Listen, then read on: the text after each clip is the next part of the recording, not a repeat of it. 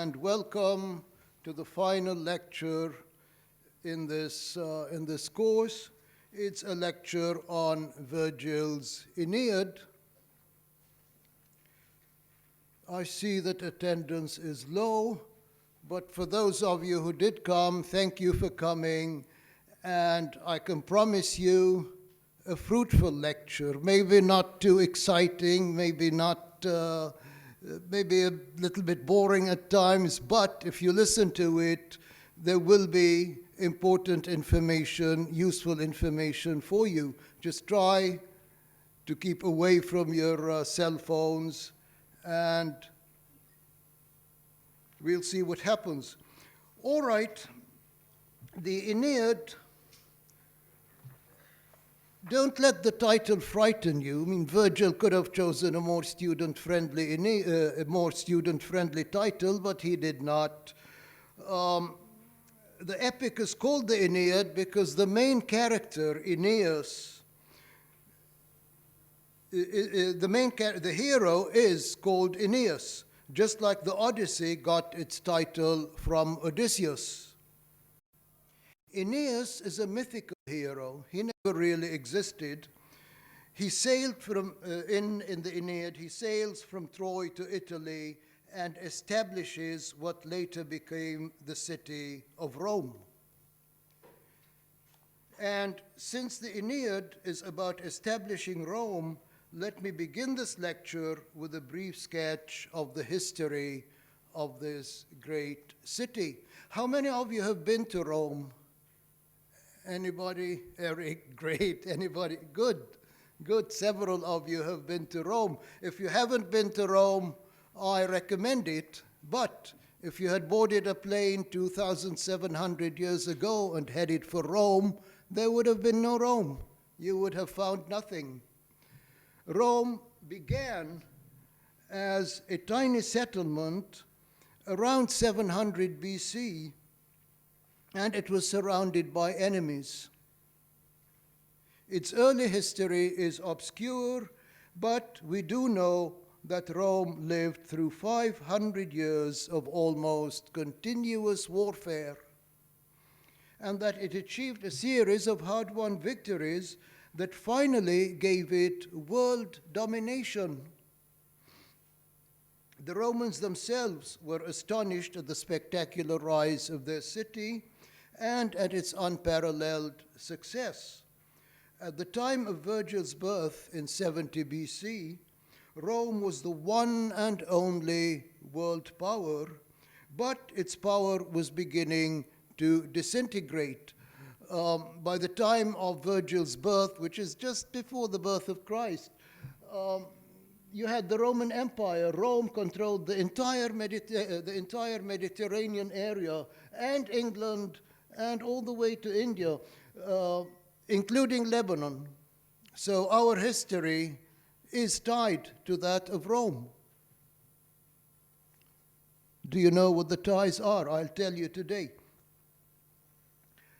But the old virtues of loyalty, integrity, and self-sacrifice were collapsing, and there were struggles for power among the Republican leaders. A period of decline had set in. Now, this is the age of Julius Caesar. Into this chaotic and potentially dangerous situation came Augustus. Now, this is a name to remember, Augustus Caesar. And if you do go to Rome, his tomb is still there. You can visit it. He lived from 63 BC to 14 AD. Augustus was the adopted son of Julius Caesar. He ended the Republican period. In 27 BC, he assumed power and declared himself Augustus Caesar, thus becoming the first Roman emperor. And he was a great emperor. He restored peace to the Roman Empire, imposed order, and encouraged a cultural renaissance. Literature and philosophy flourished during the Augustan period. The peace he established came to be known as the Pax Augusta, or Augustan peace. And this developed into the Pax Romana, or Roman peace, 100 years of total uninterrupted peace. And you will be interested to know that Augustus Caesar came to Lebanon, and he liked it so much that he wanted to stay here for the rest of his life and rule the Roman Empire from Lebanon. But after a few months, he realized that he had to be in Rome to rule the Roman Empire, so he went back. But before he went back, he ordered that the temple of Jupiter should be built in Baalbek. So it is to Augustus Caesar that we owe the presence of this huge temple on Lebanese soil today. One should add, moreover, that when Christ was born in Bethlehem, Bethlehem was under Roman rule, and Augustus was the emperor. When Augustus died, Christ was 14 years old and had not yet begun to preach his message. You should also remember that when Christianity began to spread, it was with the Roman Empire that it clashed. And it was the Romans who tried to crush the early Christians. Nero especially was notorious in that respect. But after 300 years of persecution, an emperor came along called Constantine, who converted to Christianity and converted the Roman Empire to Christianity also gradually. You may also be interested that it was the Romans who destroyed Israel in 70 AD. The Israelis around 67 AD revolted against Roman rule, and the Romans sent an army to Jerusalem. It surrounded Jerusalem. Jerusalem fell in 70 AD, and the Romans destroyed Jerusalem, and they knocked down the temple of Solomon and scattered the Jews all over so that they wouldn't start a new revolution. That was how the state of Israel fell in those days. So all of this is history. And this is part one of your, on your fly sheets. The fly sheet, incidentally, the first 2 pages give you a summary of the lecture.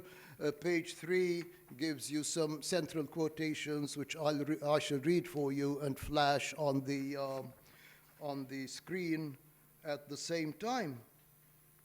Part 2 on your fly sheets is the life of Virgil. Now, part of the reason I'm telling you all this is because Virgil was born in those days. His full name was Publius Virgilius Maro, and he was born on a farm in northern Italy in 70 BC. Virgil did not live for a very long time. He died at the age of 51 in 19 BC. He grew up in northern Italy, then went to Rome to complete and perfect his education. In Rome, he made friends with several highly influential people, including Augustus Caesar, who had not yet become Caesar. His name was still Octavius. But Virgil was a very shy person and in poor health.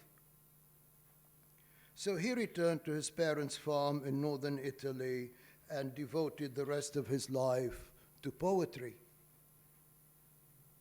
In 30 BC, Virgil decided to give the Romans a national poem on the scale of the Iliad and the Odyssey. So he began the Aeneid, which was to occupy him for the rest of his life.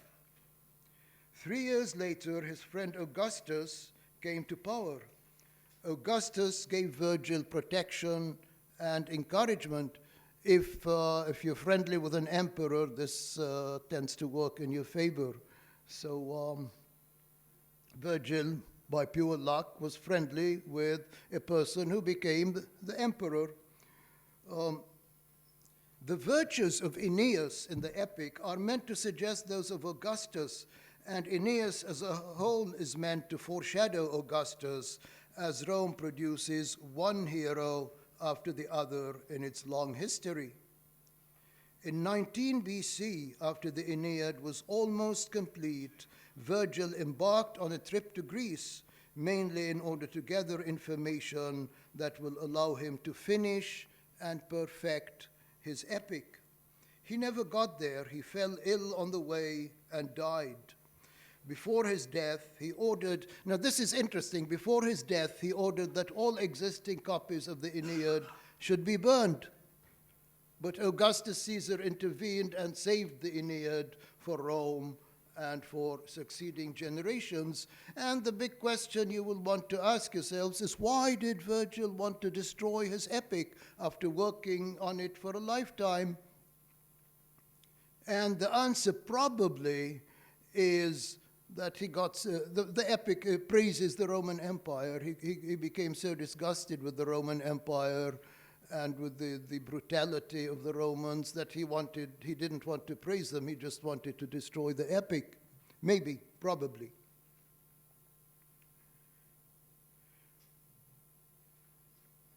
So that was part 2 on the fly sheet. Part 3 is the Aeneid itself. And the Aeneid is the national poem of the Roman Empire. You will find in it subtle hidden criticisms of the Roman Empire. In the first 6 books or chapters of the Aeneid have been called Virgil's Odyssey. In the Odyssey, if you will remember, Odysseus spends most of his time lost at sea or having adventures in strange lands until he finally reaches his home island of Ithaca. This is paralleled in the Aeneid. Aeneas spends the first 6 books of the Aeneid wandering at sea or in northern Africa until he finally reaches Italy. The second part of the Aeneid has parallels with Homer's Iliad. You did not read the Iliad, but it was a famous movie called Troy with Brad Pitt and others, so you probably saw it. It tells the story of the Trojan War. Similarly, the second part of the Aeneid tells the story of the Italian wars that ended in the triumph of Aeneas. The basic difference between the Aeneid and Homer's epics is that the content and values of the Aeneid are Roman. Aeneas, the hero of Virgil's epic, initiates the Roman Empire and embodies its values. Virgil presents him as the ideal Roman to be admired and emulated. And most of this lecture will be spent on the virtues of Aeneas, but before we get to them, the gods of the Aeneid, moreover, are the same as those of the Iliad and the Odyssey. This is because the religion of the ancient Greeks was transplanted in Rome and, with modifications, became the religion of the Romans. In religion, as in many other fields, the Roman Empire inherited, continued, and developed the tradition of the Greeks. And notice how civilization spread westwards. It began in Mesopotamia, in the Middle East, in this area, then spread towards Greece, and from Greece to Rome.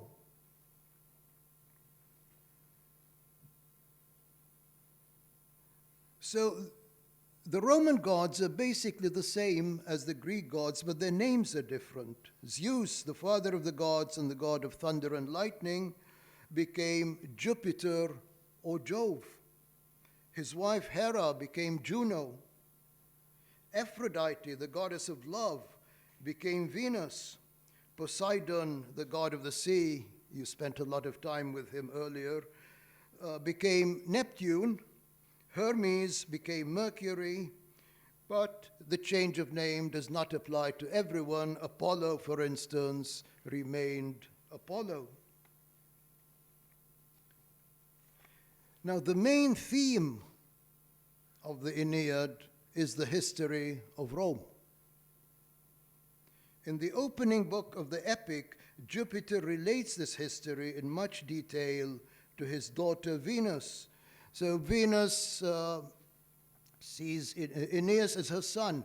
Aeneas is half god, his mother is Venus, his father is human, and Aeneas was born in Troy. He was a Trojan. When Troy was destroyed, Aeneas was left with his men in some ships, and the ships, sort of Juno doesn't like Aeneas, so she created a storm to sink the ships. And Venus goes to Jupiter crying, and she says, "Daddy, my son, you promised that he will go to Italy and build an empire. Look, he's about to drown." And Zeus replies,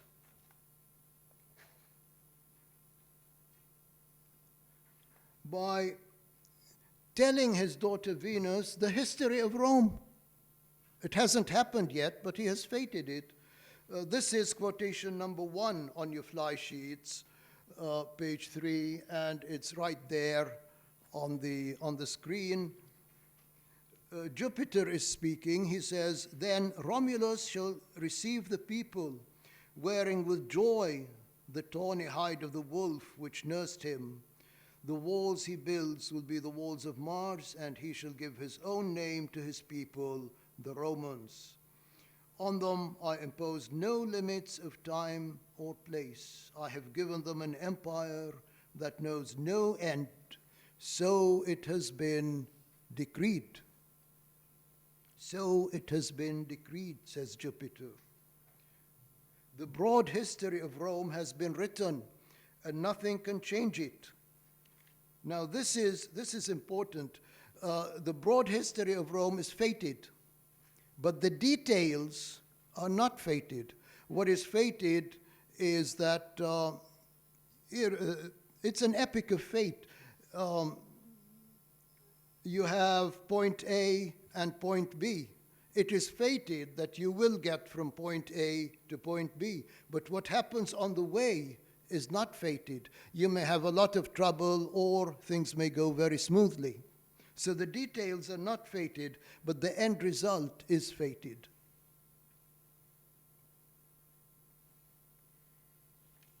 So the Aeneid then is not primarily about Aeneas.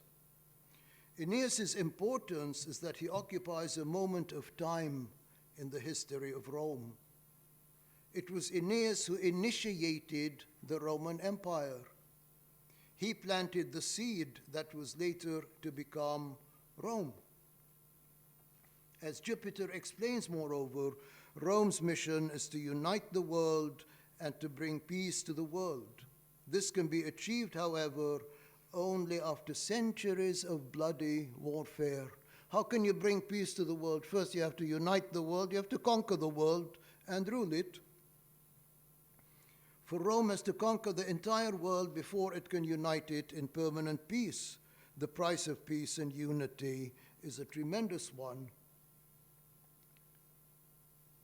So Virgil's aim in the Aeneid, finally, is not only to dramatize the history of Rome and glorify it, he also criticizes Rome, but also to save Rome for future generations.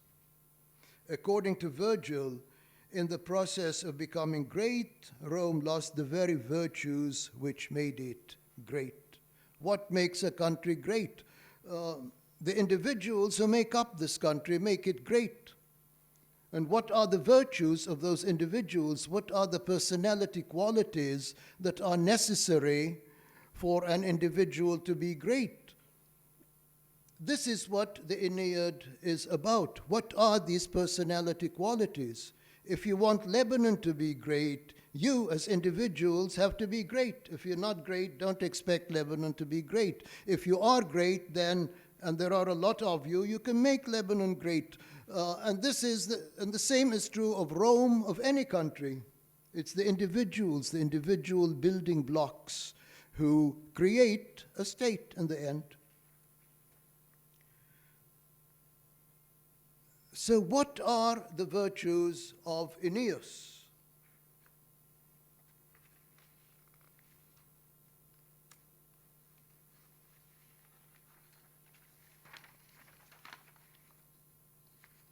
We're on part 4 of the fly sheet, page 2, the virtues of Aeneas. The first and one of the most basic virtues of Aeneas is piety. The word piety means reverence, loyalty, respect. Aeneas is pious in a threefold way.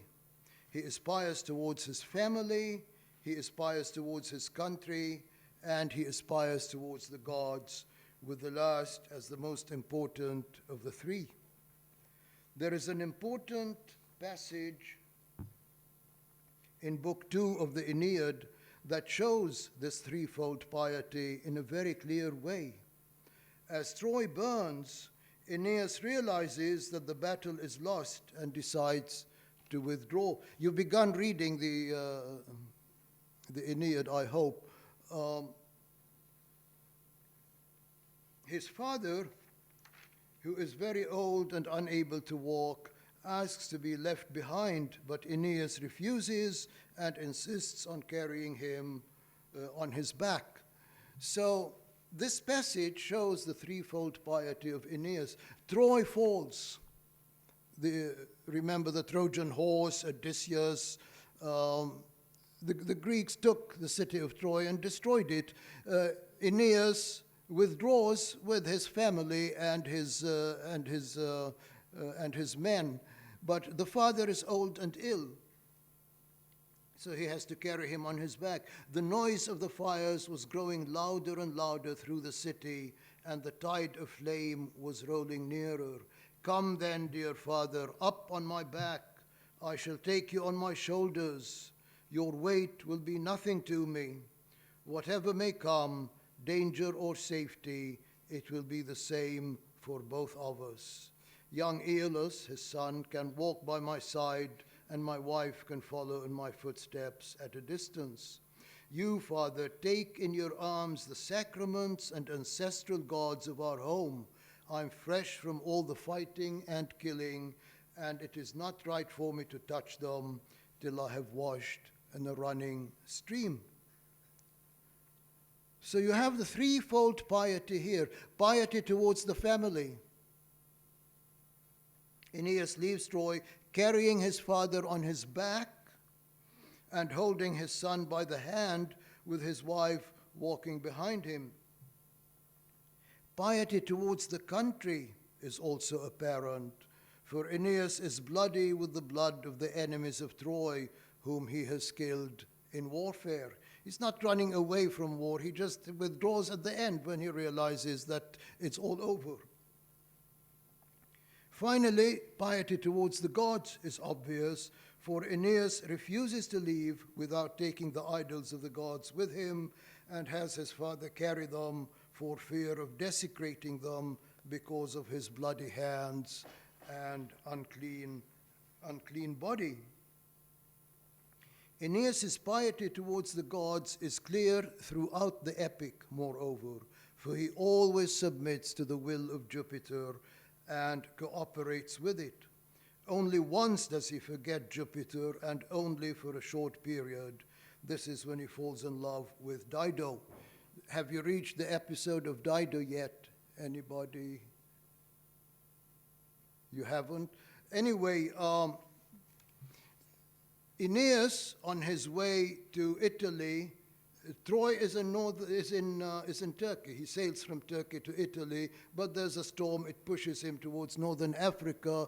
He lands in Carthage, where Dido, Elisar, there you have Lebanon once again. She came from southern Lebanon and built the city of Carthage. He falls in love with Dido. She falls in love with him. He forgets about Italy, forgets about Jupiter and his mission, until Jupiter sends him a warning. He says, get the hell out of Carthage and go to Italy and build Rome. So he leaves Dido and goes to Italy. So this is the first virtue of Aeneas, piety. Another of Aeneas' virtues is dignity. So it's piety first, then dignity the second. Dignity, again, means three things. First, it means a sense of responsibility. Aeneas has a tremendous responsibility laid upon his shoulders, the establishment of a new country in Italy, and he accepts this responsibility and sees it through. When Jupiter orders him to leave Dido and sail to Italy, it is not only his piety, but also his sense of responsibility that pushes him to obey. For one thing, he has committed himself to the Trojans to build them a kingdom in Italy. Moreover, he has a duty to his son, who is destined to inherit this kingdom. Aeneas, then, is a very dependable person. Dignity also means having a strong sense of one's position in society and in history, having a respect for tradition, and behaving accordingly. It means being proud of who you are. Virgil wanted the Romans to be proud of their Roman heritage and to take pride in being Roman, just as Aeneas is proud of his Trojan past and of his Roman future, and behaves in the proper way for someone in his position. When he is ordered to leave Dido, he behaves in a dignified manner. Dido collapses and has a long hysterical fit, but Aeneas remains strong and dignified, although he too suffers a great deal. If you want to know exactly what dignity is, simply compare the behavior of Dido and Aeneas upon their separation. You probably haven't reached that yet, but when you do reach book 4 and you read about Dido and Aeneas, look at the way he behaves at the end and look at the way she behaves. Dignity is the way he behaves. Finally, dignity includes under its rubric the virtue of manly courage. Aeneas never runs away from battle. He does not enjoy war, but he fights very bravely and courageously whenever he is forced to. He is definitely not a coward. So we have piety, dignity. The third virtue is sober-mindedness. Sober-mindedness means having a serious, intelligent attitude towards life. It means being serious and being intelligent. It is the opposite of flippancy, of simple-mindedness, of a happy-go-lucky carelessness, or of a rash and fiery temperament. A sober-minded person is balanced, rational, and self-controlled.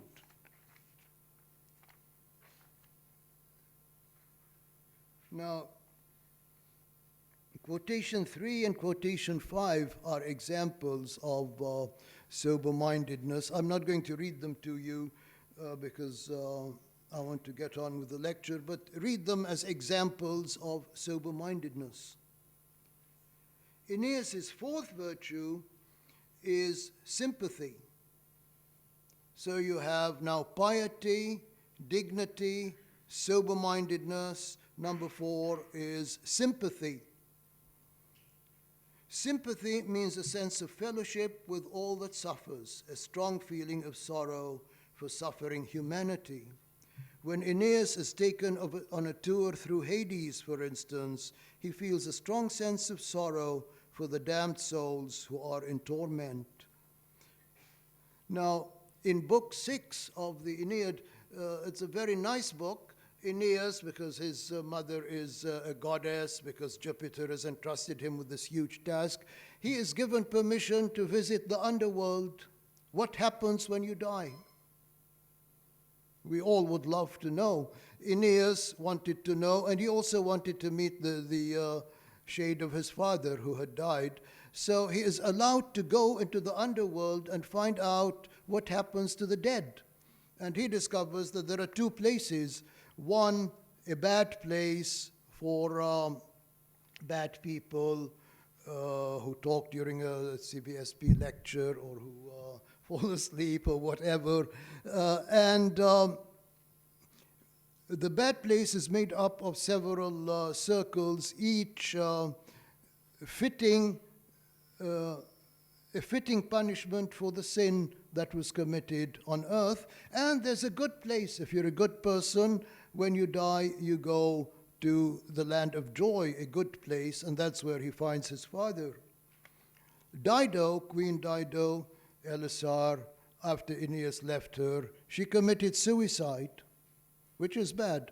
So he finds her in one of the bad circles of hell, one of the circles of those who have committed suicide, and he feels very sorry for her. This is quotation number 4. With these words, Aeneas, shedding tears, tried to comfort that burning spirit, but grim-faced she kept her eyes upon the ground and did not look at him. Then at last she rushed away, hating him. Then is misspelled, I have to correct it.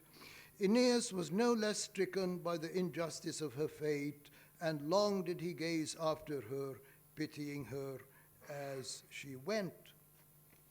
So, pity, sympathy. So this sympathy is not limited to Dido, but embraces in varying degrees everything that suffers. It reflects the tremendous humanity of Aeneas. So, piety, sympathy, dignity, sober-mindedness, 4 virtues.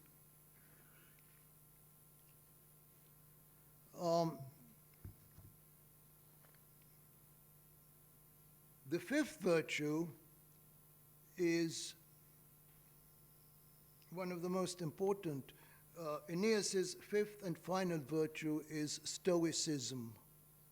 The 2 main philosophies in ancient Rome were Epicureanism and Stoicism. You've already come across Epicureanism. Lucretius, Professor Schbacher gave you a lecture on Lucretius last week. You've probably already done Lucretius in class. You have done him, haven't you? Good. So now let's look at the second philosophy that dominated ancient Rome, Stoicism.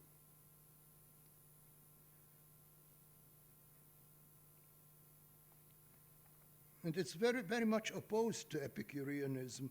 The Epicureans saw the universe as a chaotic jumble of atoms and empty space, but the Stoics saw it as rational and organized.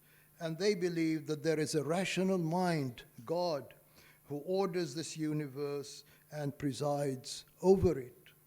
In the Aeneid, Virgil, himself a Stoic, submits to the gods of the Roman Empire and accepts them.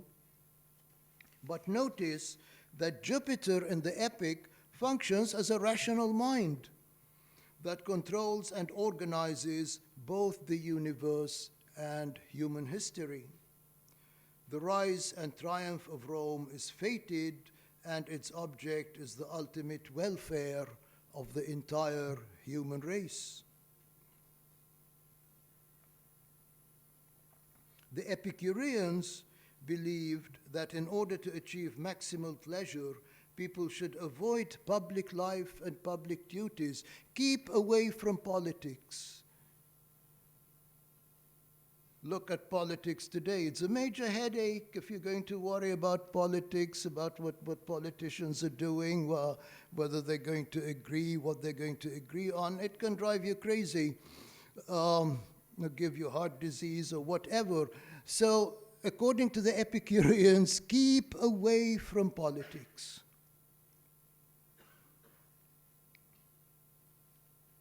The Stoics, on the other hand, insisted on the great importance of public duty and indeed on its primacy. Who's going to run the country if you keep away from politics? Aeneas is the perfect example of a man who devotes his life to public duty. His job is to sail with his men to Italy and sow the seeds of the Roman Empire. And this is exactly what he does. When private pleasure in the form of Dido clashes with his public duty, he abandons Dido for the more important public task of establishing Rome. Had Lucretius been around, he would have said to to Aeneas, don't go to Italy, stay in Carthage, you're happier here, and happiness is what counts. Because the goal of life is pleasure, according to the Epicureans. According to the Stoics, this is not the case. The Stoics believe that life is full of suffering, that suffering is built into the framework of things, and that the proper attitude to life is to train oneself to endure suffering. So a Stoic will tell you, don't look for pleasure in this life. Don't think in terms of happiness. There is no pleasure. There is no happiness. There's suffering. You have to train yourself to endure suffering. Sooner or later, according to the Stoics, great suffering is going to come your way. And if you are not trained to absorb the shock and endure the pain, suffering will crush you. Virgil insisted that we should see the tears and things and be prepared. The difference between a Stoic and a non-Stoic is clear in this respect in the story of Dido and Aeneas. This is how they react when they face the problem of separation. Earlier in this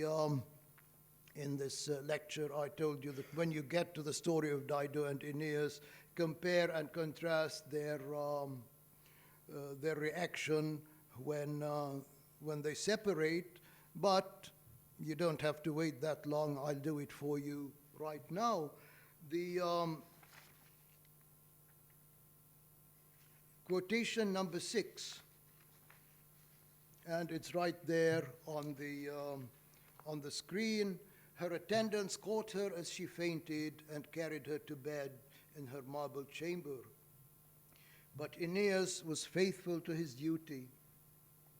Much as he longed to soothe her and console her sorrow, to talk to her and take away her pain, with many a groan and with a heart shaken by his great love, he nevertheless carried out the commands of the gods and went back to his ships. The quotation, this is an important quotation. It shows Aeneas' piety. He submits to the will of Jupiter. And his sympathy, he feels sorry not only for himself, but for Dido also. And his dignity, he doesn't collapse. But it also shows his stoic endurance of suffering. So if you train yourself to endure suffering, when it comes your way, you will be able to absorb the shock. Dido did not train herself. Although he is shaken to the depths by the strength of his love, he absorbs the shock and is able to deal with his suffering. Dido, on the other hand, faints, has a long hysterical fit, and finally commits suicide. A fourth difference between the Epicureans and the Stoics is that while the Epicureans did not believe in life after death, the Stoics believed that the soul survives the body and is rewarded or punished after death, depending on the kind of life it has lived.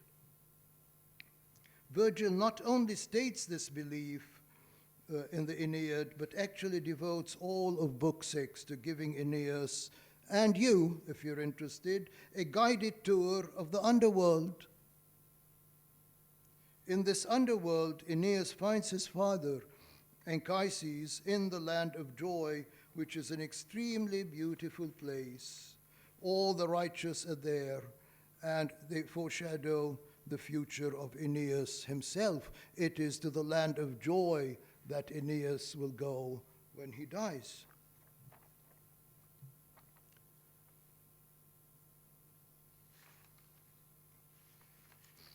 All right, now we still have 10 minutes left. I'll probably need around 8 of them.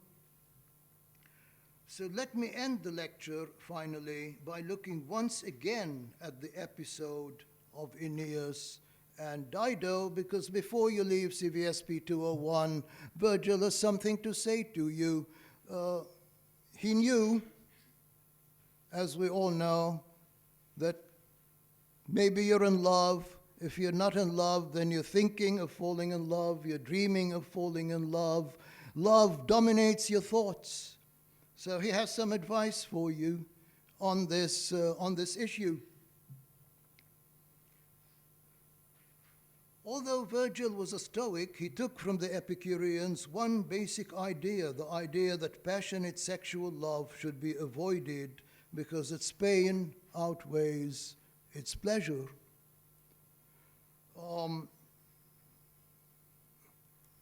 Lucretius and the Epicureans stressed, keep away from politics, keep away from passionate sexual love, because there you will encounter a lot of pain, much more than the pleasure that is encountered. Now, Virgil was a Stoic, but he took this one idea from the Epicureans. He agreed with them on this one point.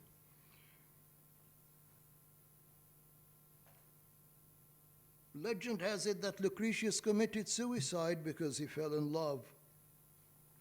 So this association of passionate sexual love with pain dominates Book 4 of the Aeneid, and its presence is apparent from the very opening of the book.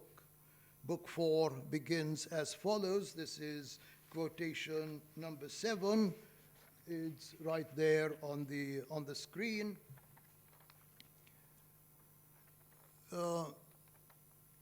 Aeneas is in Carthage. He has fallen in love with Dido, Elisar, and she has fallen in love with him.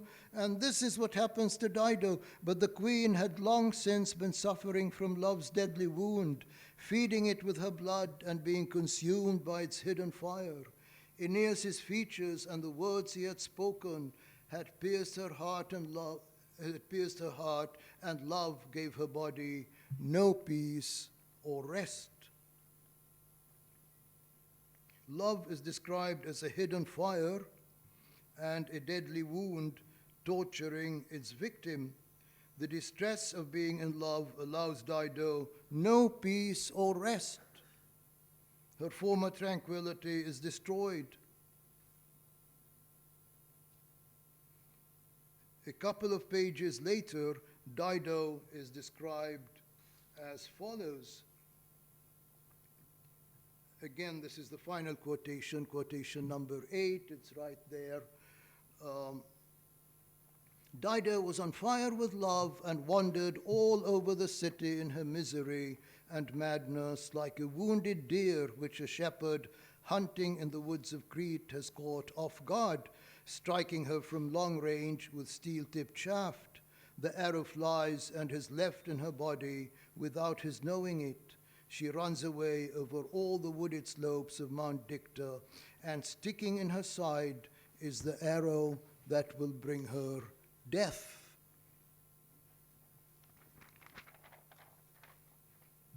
She is now miserable and mad. She is aflame, and she is compared to a female deer that has been shot and wounded by a hunter.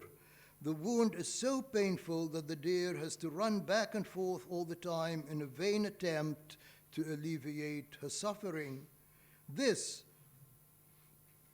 for Virgil and for the Epicureans, is the reality about sexual love.